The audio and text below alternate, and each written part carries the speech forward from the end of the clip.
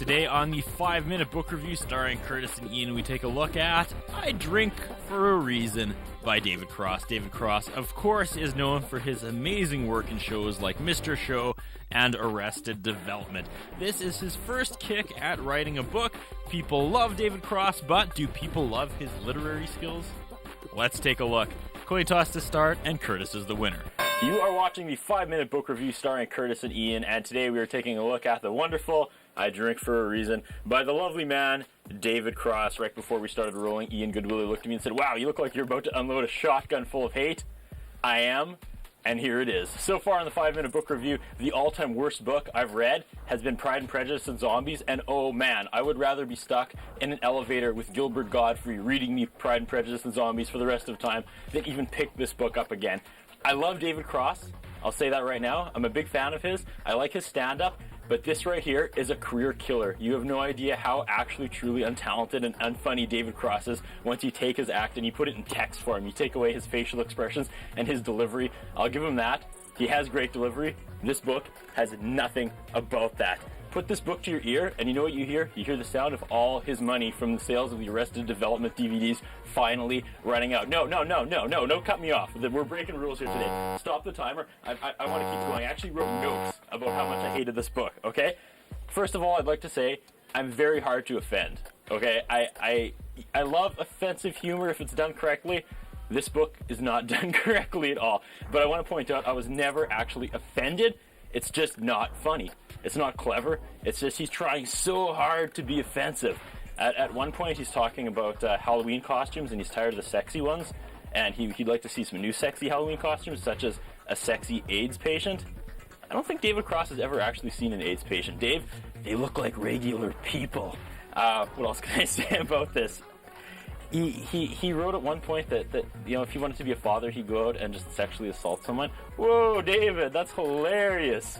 Wow, my mind can't keep up with your comedy routine here. That's just some cutting edge humor right there. See, he's trying so hard to be offensive, but it's just not funny. This book is the equivalent of every single offensive joke someone's told you over the life, you know, where you go, "Oh man, I'm sorry, I shouldn't be laughing at that. That's terrible." Imagine if those people came up and just yelled the punchline at you. That's essentially what this book is. I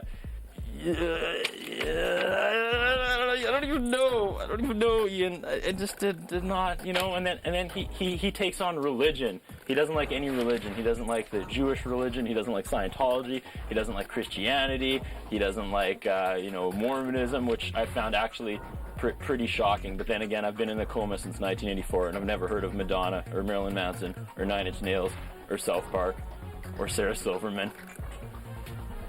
How much time have I burned here, Ian? Should I keep going? You might as well. You know, he burns religion so bad, but yet after every page I can hear him praying for the Arrested Development movie to come into production, or as his agent calls it, David Cross's 14th and a half minute.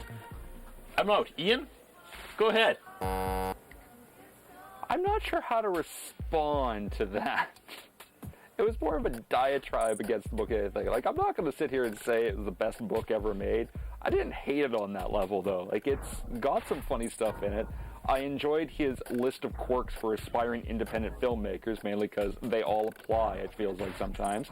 But at the same time, I mean, I see what you're saying. Yeah, a lot of it is pointlessly so offensive. It's not even really offensive, it's just stupid.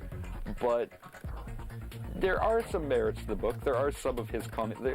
His comedy does come through, like his real comedy, not the crap that he's forcing in this book, not whatever B material drawer he pulled a lot of this stuff out of. There is some of his A material in it, and it is worth reading if you are a fan of David Cross and his work. Overall, though, I mean, you know what? It's not a great book, let's be honest here. Then again, I don't have a shotgun full of hate. Probably my favorite chapter is the one where David Cross gets owned by a blogger. David Cross openly admits he Googles his name to see what people are writing about him. And I'm not talking about, like, People magazine. Like, he will read people's blogs who have talked about David Cross. And this one girl said exactly what I'm saying. She went and saw him. His stand-up act wasn't funny. It was so over the top, trying to be offensive that it wasn't offensive or funny. And David Cross, actually responds to her and writes. And it's like, come on, I'm afraid he might find out where we do the book review from and come and find me and yell at me because he clearly has so little to do. That's entirely possible. I mean, I'm sure you would enjoy actually ranting directly to his face about it. I mean, it might learn him. Who knows? but at the same time, I can understand wanting to get online and challenge the bloggers a bit. Like you said, though, it is unfortunate that he got owned by her completely. At the same time, I guess I'm not too shocked by it either. I mean, maybe what he's been represented over the years isn't correct, but then again, I'm a massive Mr. Show fan, so I don't know what to say, you know? Hey, I am a massive Mr. Show fan too, and you know what out there, people out there? If you have an extra $25, don't give it to Mr. Cross. Put it in an envelope and send it to his old Mr. Show writing partner, Bob Odenkirk, because Bob's probably going to need back surgery pretty quick after clearly carrying this guy for 20 years. It's true. I went into this book the biggest David Cross fan. I closed the book going, man, this guy has no talent. Ian, I'm sorry.